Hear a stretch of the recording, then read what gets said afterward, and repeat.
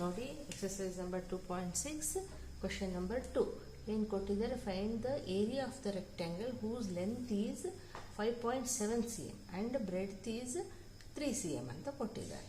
So rectangle ಅಂದರೆ ಇದು ಹೀಗಿರುತ್ತಲ್ವ. So length is 5.7, breadth is 3 cm. Area of rectangle is length into breadth.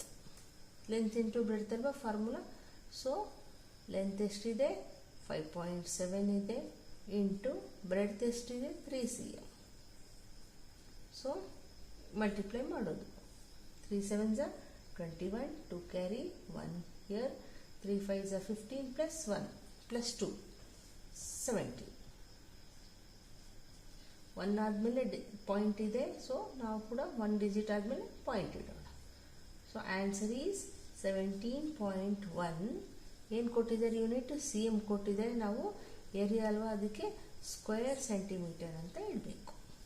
Okay, this is the answer. The next one.